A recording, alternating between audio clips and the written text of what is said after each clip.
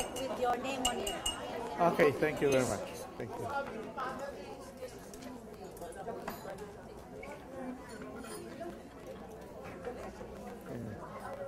All right, good afternoon, everyone. Good afternoon, brother. Thank you for being here for this segment of the pilgrimage. This is the last event for the Flores de Mayo pilgrimage for 2015. And so, on behalf of the Missionary Oblates of Mary Immaculate, we want to definitely thank you for coming here to the National Shrine of Our Lady of Snows in Belleville, Illinois. But most especially that we continue this pilgrimage, the Flores de Mayo pilgrimage here at the shrine. This is the 25th anniversary, and more so, the first year in which we have Santo Niño de Cebu enthroned here at the shrine as of this morning. And so, this event is being live streamed on the internet. So, yes. So,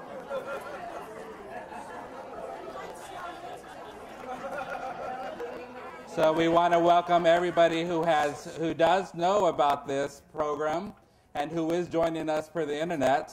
And so we want to give you a big howdy from the Shrine of Our Lady of the Snows here in Belleville, Illinois, USA. And we want to definitely thank you for being here with us today. So that means you have to behave yourselves, okay?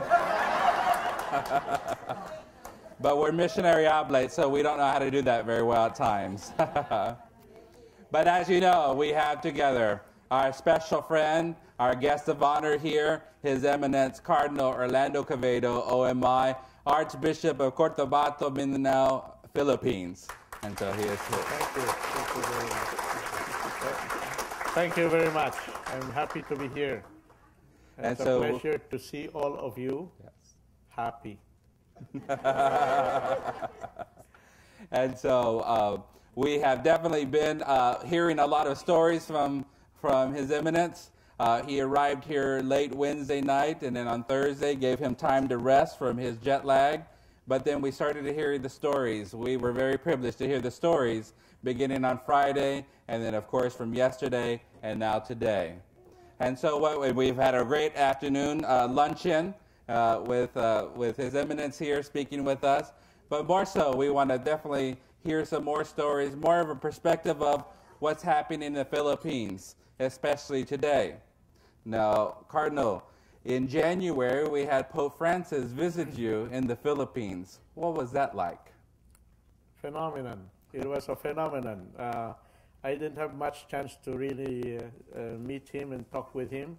He was always busy with people, and he was very popular with people, but his visit to us was a visit that uplifted the hearts of Filipinos everywhere, especially because he came for a special purpose.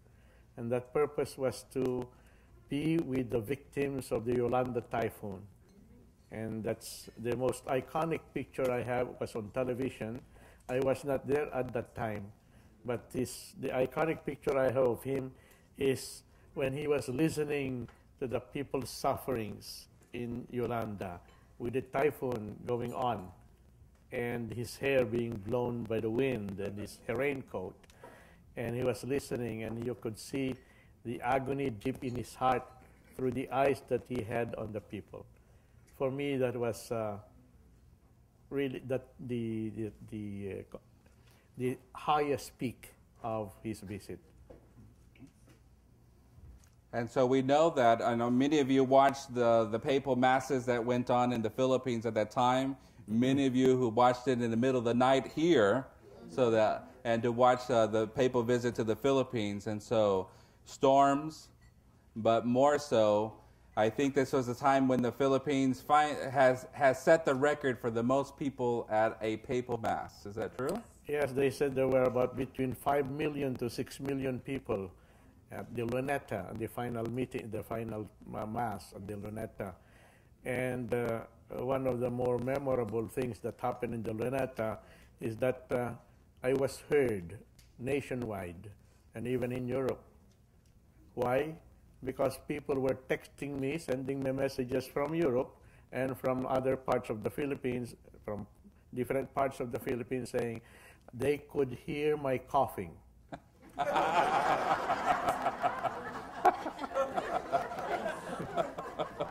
have this allergy. It's a post-nasal drip, and I was coughing at that time, and it was terrible because I was near the microphone, where the Pope was going to celebrate. I was behind the altar.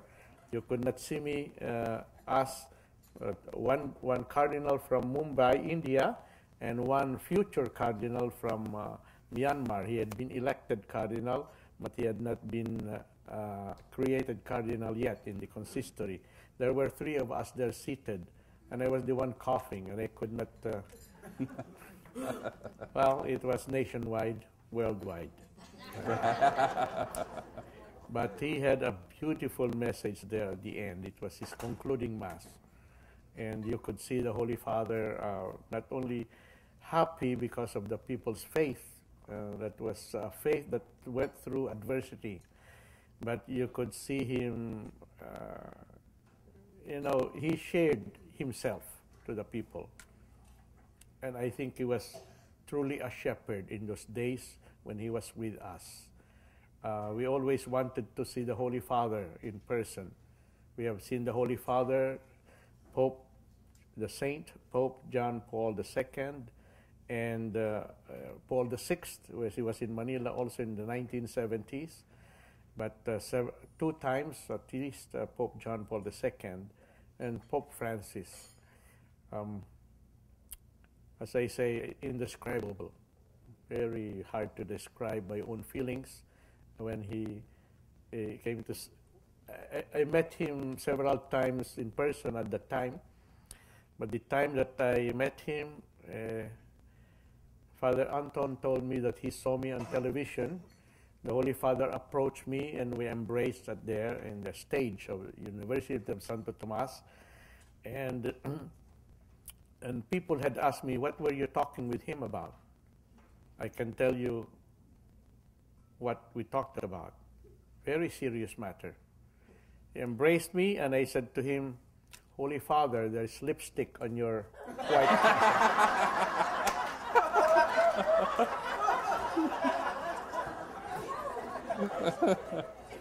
And he said, oh, mujeres, mujeres, mujeres. Women. Here. But he said, this is my scapular. That's Pope Francis. Yes. So you have told us about your archdiocese there in Cotabato, and where there's a large Muslim population. And so share a little bit about the daily routine, especially when you interact with the Muslims and the situations that's happening there. The Archdiocese of Cotabato is made up of 3 provinces, parts of the whole province of the central of Maguindanao. Maguindanao belongs to the autonomous region of Muslim Mindanao, or ARM, it's called, Maguindanao. It's more than 95% Muslim. The other province that belongs to us, most of it is half Muslim Christian. It's the province of Sultan Kudarat. And then the third province is North Cotabato, mainly belonging to the Diocese of Kidapawan, but about 11 municipalities belong to the Archdiocese. Put them all together, about 47% Muslim and 48% Catholic. But the interaction between Muslims and Christians is, at the grassroots level, is very good, and there's no problem. Even among the university students and the high school students, because the Muslims and Christians go together to the public school, which is mostly in Maguindanao, mostly Muslim. They also go together to the Catholic high schools. The Catholic high schools in Cotabato City, run by the Maris brothers, they are about 50% Muslim Christian. And the same thing is true with the college, high school run by the RVM Sisters, Religious of the Virgin Mary. But the university, which is owned and run by the Oblates of Mary Immaculate, the University, Notre Dame University, is 60% Muslim. So you have a Catholic university with 60% Muslim. They have their own Islamic school classes. They study the Quran by their own teachers, and then the Catholic students, of course, are obliged to study Catholic religion, but they interact with one another. They study together, they pray together, they play together, and sometimes they fall in love with each other. And marriages take place, usually a Muslim man and a Christian girl. And usually also the Christian girl gets converted to Islam. But they have that kind of interaction, which you call dialogue of life. Dialogue of life. It's not a dialogue of theological exchange, no. It's a dialogue of life, ordinary, daily activities together, Muslims and Christians. And there's no problem. It is the political aspiration of the Muslims that has resulted into armed conflict with the government. First by the Moro National Liberation Front, and later on by the Moro Islamic Liberation Front. But both the Moro National Liberation Front and the MILF, Moro Islamic Liberation Front, have been, the MNLF has made a peace agreement with the government in 1996. Now it is the turn of the Moro Islamic Liberation Front, which wants to have a more enhanced autonomy, so for self-determination, but within the Republic of the Philippines. They would be an autonomous region in the Republic of the Philippines with their own form of government, and that's mostly Muslim. Cotabato City would be part of that Bangsamoro territory, and that means the Archdiocese of Cotabato, mainly the province of Maguindanao. For me, it will not be as different as it is now. Maguindanao, belonging to our Archdiocese, belongs now to the autonomous region of Muslim Mindanao. It's a different name, Bangsamoro territory or region, but and more enhanced self-determination, but it's the exercise of religion, the property rights will remain the same. But there is a lot of fear, a lot of prejudice, and a lot of biases, mutual ones, between Muslims and Christians. And the mutual biases and prejudice can erupt anytime. They may be there, hidden in the heart and in the mind, but they can erupt when something negative takes place, as in murders or land disputes. And then the phrase comes to mind, comes out, we do not trust them. That could be true also. The Christians not trusting Muslims, and Muslims not trusting Christians. We do not trust each other. And the work then of the church would be to provide avenues and opportunities for dialogue. Certainly dialogue of life among students, dialogue of life among ordinary neighborhood people, but at the grassroots level. We have dialogue with religious scholars, bishops, Catholic, Protestant religious leaders, and Islamic scholars. We have dialogue at that level, but we need dialogue at the grassroots level. That is something that is missing, and that is our thrust in the Archdiocese. Our thrust is to promote a culture of harmony and dialogue and peace at the grassroots level through the interaction of our own workers, catechists, lay leaders, with the people who are Muslims. I think that will be very difficult, but it is an imperative vision as well as a program for the Archdiocese. That is what we are going to do now. Now there is the problem of the peace agreement between the MILF, Moro Islamic Liberation Front, and the government. And the problem is this. For 17 years, the peace agreement was being discussed, negotiated. And then finally, last year, that peace agreement was signed by the MILF and the government.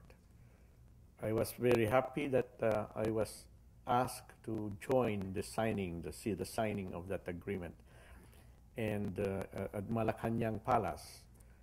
And I was surprised also to have my name called, to have a picture taken with the government panel and the President of the Philippines and the chair of the Moro Islamic Liberation Front. It seems that somehow they seem to have acknowledged my own contribution to that peace from behind the curtains. I don't like to work in front. I don't like to show myself on center stage. I like to work behind and just be ready for people to ask for advice. And that's happened this morning.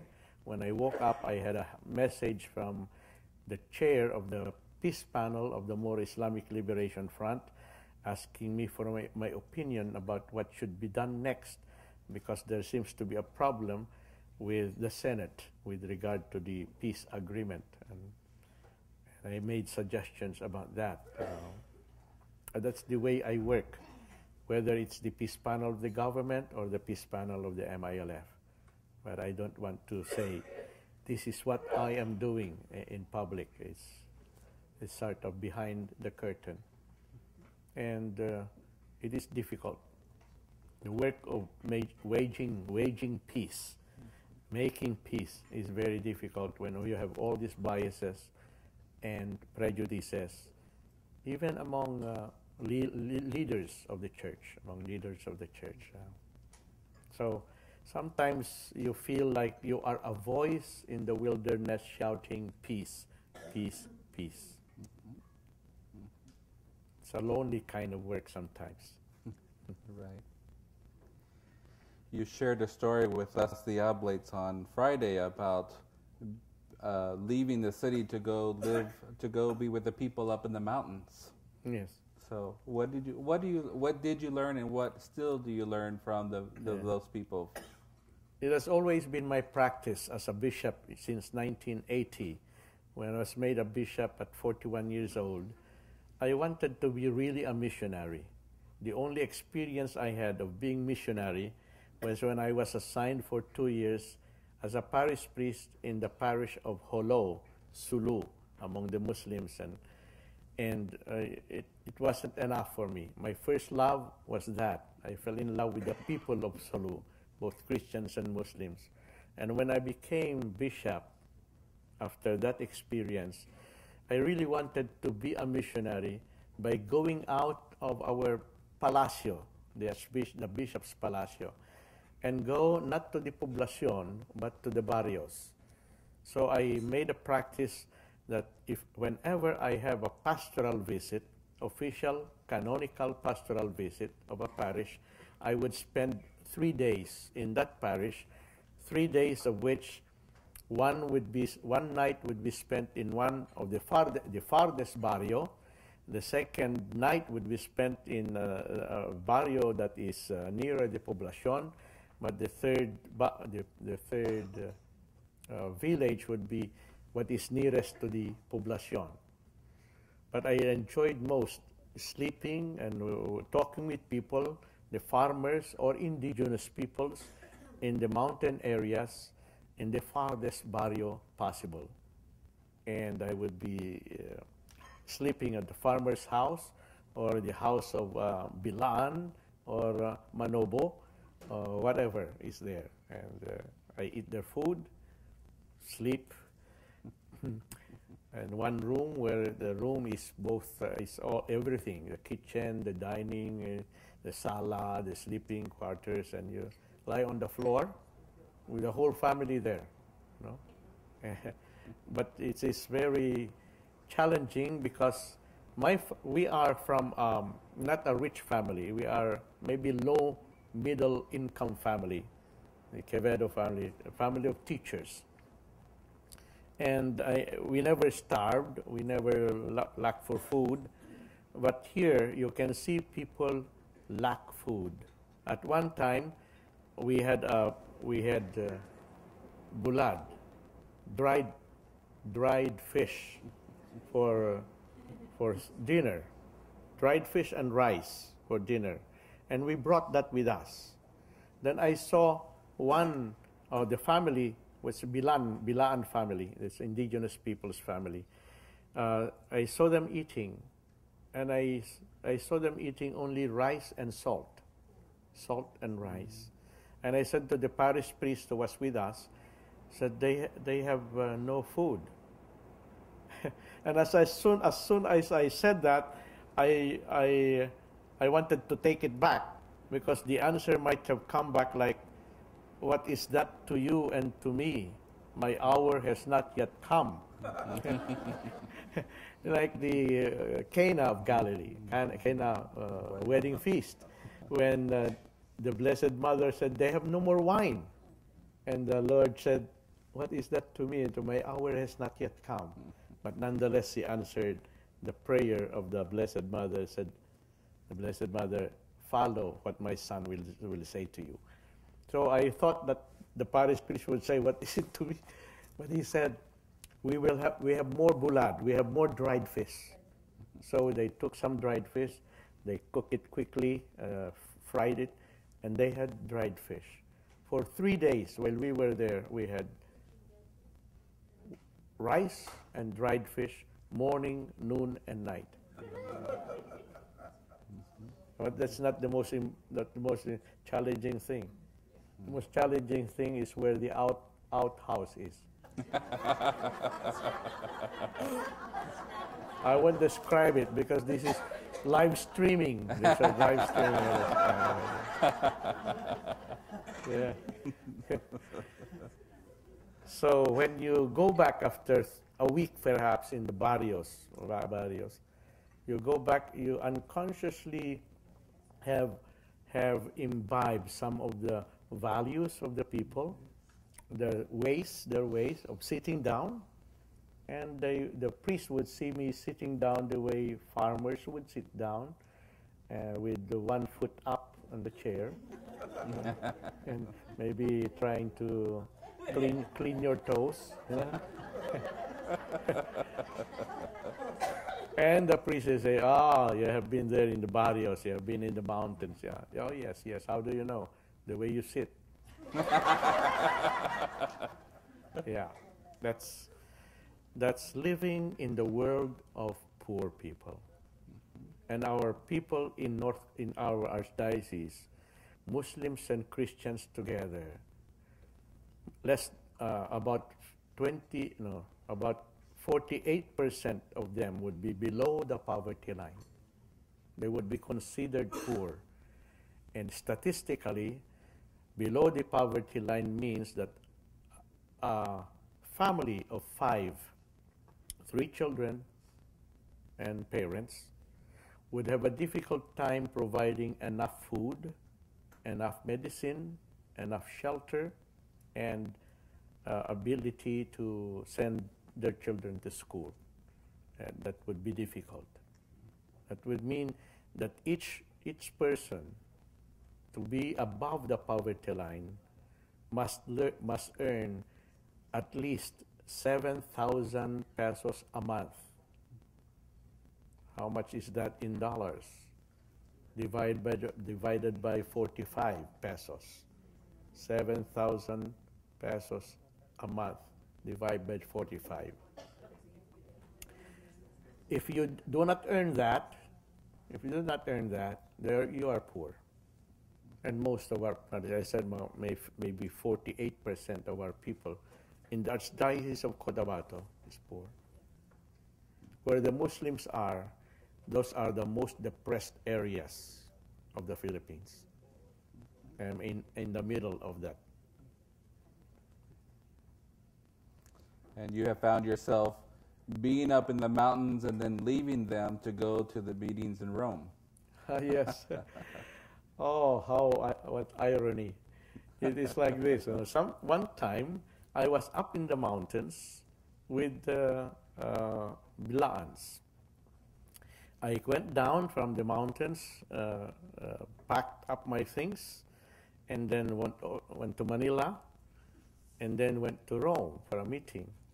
So there is a difference of 3 days from the mountains, rural, mountainous areas where there are sometimes no toilets, to Rome in a big meeting room, and you're seated there, and you can go anywhere you like because all the comfort rooms are flushed. And there are air conditioning everywhere. You have that kind of life, from extreme to extreme. Not extreme, but to uncomfortable to comfortable. And that's my life. As an oblate missionary, I have to be like that too. And sometimes the OMI after my name, can mean all my inspiration, if you like the oblate. OMI, all my inspiration. For me, it can be also out more than in. Out OMI, not oblate of Mary Immaculate, but out more than in. Because I've been traveling like that. And so here in the United States, we're starting to see that the Filipino communities are really increasing. I mean, definitely in California, but I guess the next largest place outside of New York would be here, Chicago, which is just 5 hours from us. And so we're starting to see a number of people who are now living in the United States, but still clinging on to their Filipino cultures, but very, very much so their Catholic faith.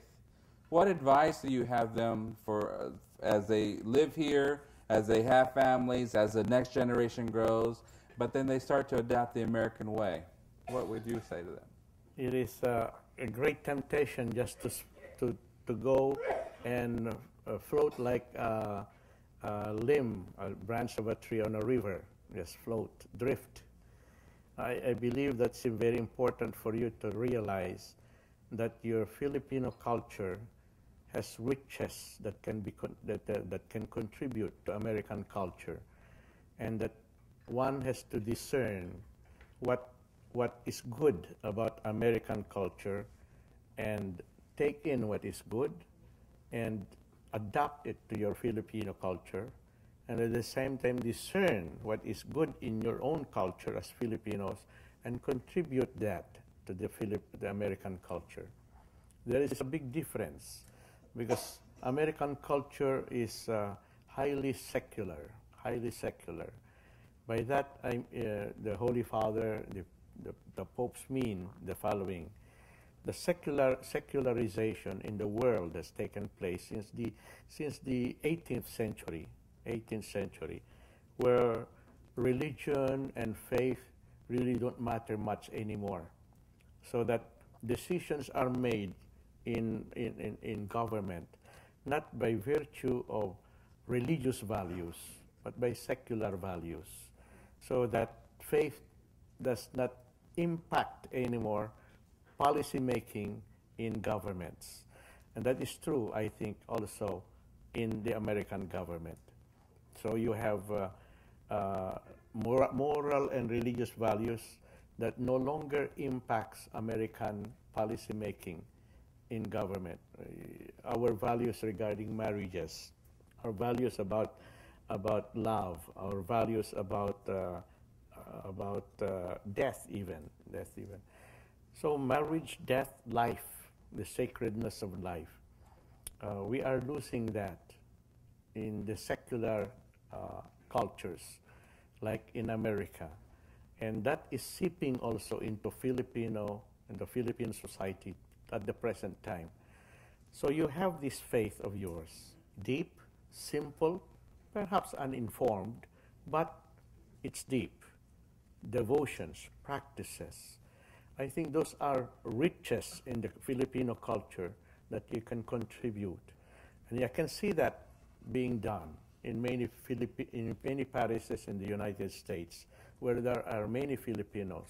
Look at the liturgies. The liturgies in many parishes have Filipino liturgies. They have the singing, here, for instance, Peña Francia, devotions, Santo Niño novenas, and the singing itself, the singing that's lively. Our liturgy is very much different from the liturgy, say, of another culture like Korean, like Japan, Thailand. They are more solemn, more sacred atmosphere in the church. It's more of the mystery in the church. While for us, more of the familiarity rather than mystery, the one of fellowship of people. So much so that in the Philippines, it's difficult for people to keep quiet in church. No? Keep quiet. Everybody's talking as though there's no Blessed Sacrament there. The Blessed Sacrament, si bro lang yan, si bro. The Lord, Lord. So there's familiarity in expressing our relationship with God. The same thing even in the church. So our music, our dancing expresses that liveliness of worship, of liturgy. And you can see the difference then when you go to Europe, you see to some American parishes where the liturgy is very much alive, dynamic. I think that is a contribution that one can give. I can endorse that kind of contribution to the American culture. Discern what is good in the culture and imbibe it into your own culture, and then discern what is good in your own culture, usually the sacred, the sense of the sacred, and contribute that to the American culture. That is how I see the interaction between Filipino and American culture. Understand that? Thank you. Well, very much so. I mean, this is one thing that we learned in formation, that the difference between the Anglo-Saxon roots and also the Latin root is that the Anglo-Saxon roots are very egocentric societies, which means it's all about the individual. And then here we have the Latin, which also is very French, Italian, Spanish, and then it goes on from there. They're very social-centric, so it's about the family.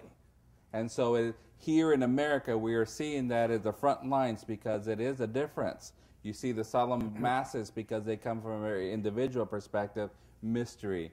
But here, especially this weekend, this is my first Filipino pilgrimage to have here at the shrine that I have participated at. And my goodness, you all want a picture with His Eminence. I never had to say, no, not right now. But I understand that because we are coming from that Latin root, that we're coming from that social-centric. It's all of us. We want that peace, but more so because we can celebrate who we are as the body of Christ. And so very much so that that has been very apparent here. But any parting words that you have, funny stories that you want to share before you leave? You've had shared a lot already.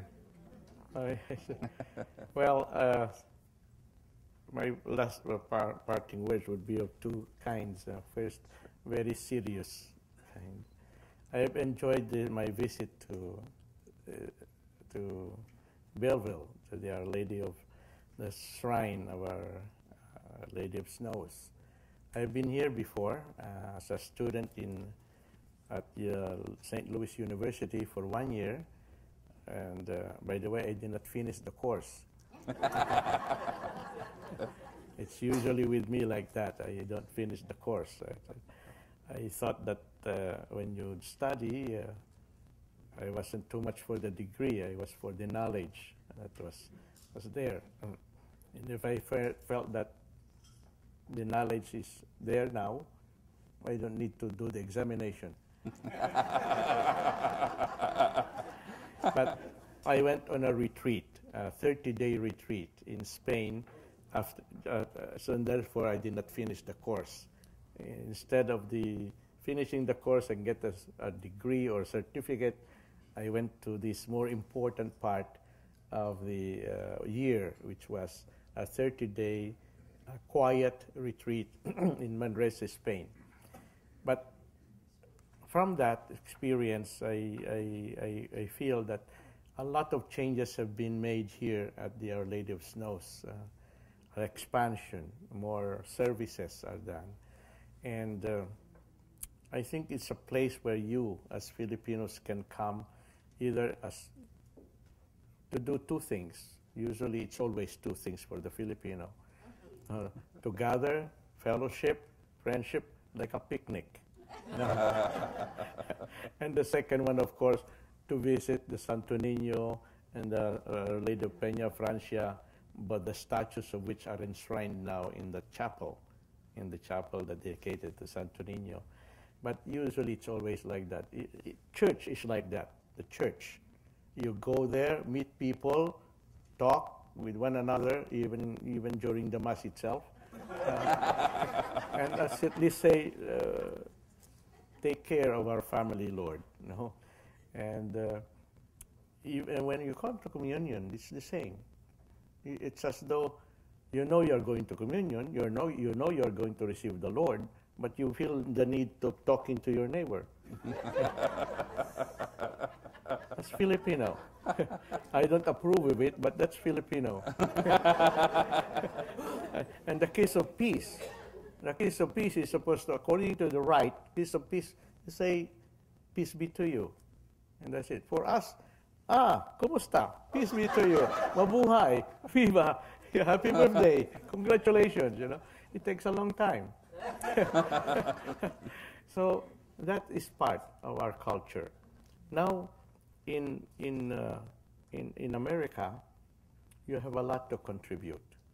Do not ever say, as I've heard it said before, I have become American.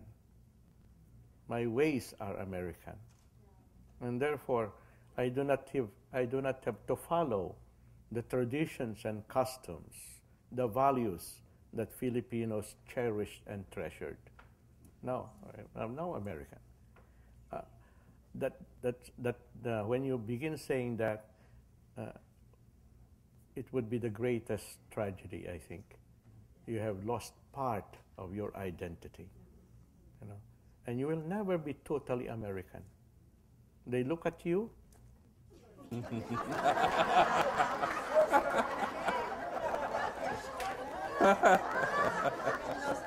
Even if you speak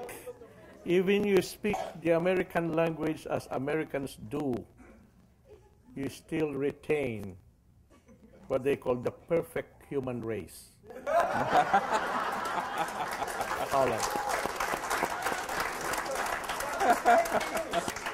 The color, you know.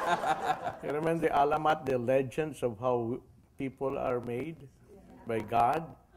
Some half-made. They remain white.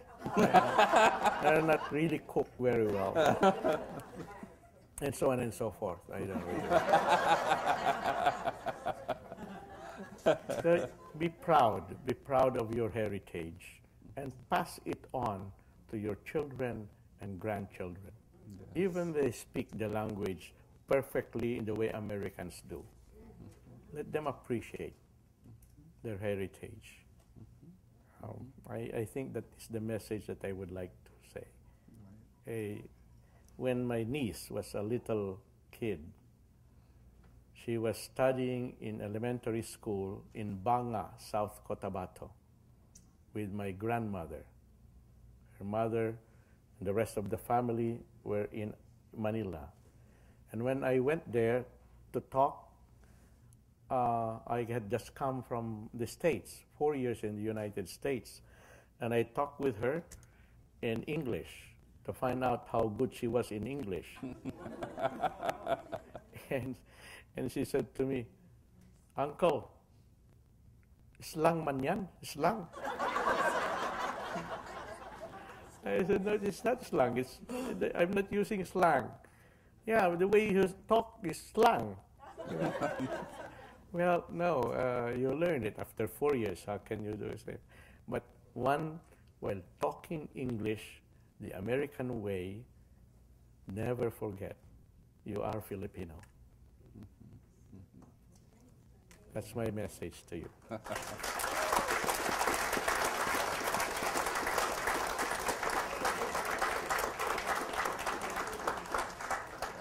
I have one final question. What would you say to them, to these people here, about how to support the missionary oblates, but as well as your projects in Cotabato? I mean, in supporting prayer, but also in other ways. We have MAMI in the Philippines. MAMI.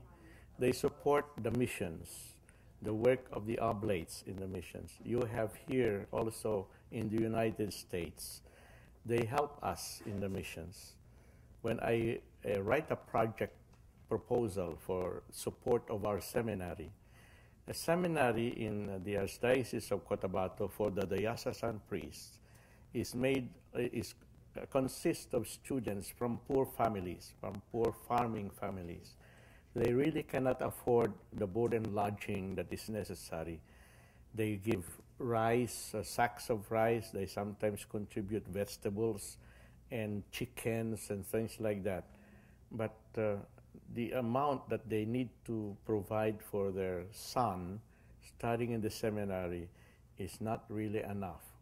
Their farms are not that productive. They don't have machines that take care of the farm. The price of fertilizer is even more expensive sometimes than what they can earn from their harvest. So we have to subsidize that, and the subsidy comes from donations. Donations of local people, donations from people who are generous enough from Manila, but donations from the oblates in the United States. I have to compete with other people who are asking for donations. But thank God, in the past, in the many years that they've been asking every year for donation for the seminary, the Oblates province in the United States has supplied us either with $5,000 or $10,000. It's the maximum that they usually give me, $10,000 for the help. It's a big help because we spend 3 million pesos per year for 37 philosophy students, wow, seminarians. It is not much when you talk about American standards, 3 million pesos, but it's for everything. And of the 3 million pesos, $10,000 this year was given by the Oblates. So we need to look for more, and usually we have enough. Then we look again for the next year. So your donations have been very helpful to the Archdiocese of Cotabato. I wish there were more, because we have so many projects in mind for poor people, indigenous peoples, the relationship between Muslims and Christians, and we are a poor church. And so, at least in Cotabato. And I hope that your donations will continue. Be generous with your donations. You are not only saying this is for charity. It's really part of one's obligation in the church as missionary disciples. When you contribute to the work in the missions, you contribute to the fulfillment of your own role and identity as disciples and missionaries of the Lord. That's what I would like to tell you about. Prayers. Yeah. Prayers, of course, prayers. And the MAMI associates, the MAMI, Missionary Association of Mary Immaculate, the MAMI, are doing that. Prayer, support for the missions, material, financial, and moral support. if you are members of that, if you are donating for that to that kind of purpose, I thank you from the bottom of my heart for the work that you have been doing for us. Yes. And we want to conclude our time here with His Eminence, Cardinal Orlando Quevedo, on behalf of the missionary oblates here at the Shrine, as well as the Missionary Association of Mary Immaculate here in Belleville, OMI, that's what we call the Oblate Missionary Society, that we thank you for spending some days here, taking it out of your time here. I know he's on his way to visit some family and then on to Rome, and then he'll make it all the way around the world back to Manila and back to Cotabato. But thank you very much. Many blessings to you. And as always, brother, you're always welcome here at the Shrine. Thank you very much, Father David. Yeah. Thank you. I got it.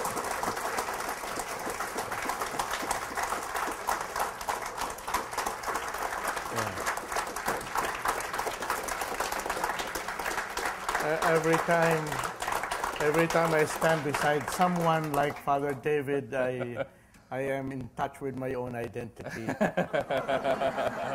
The little Cardinal from Mindanao. God bless. God bless. Thank you very much for being here with us at the Shrine. Many blessings to you. Bye-bye.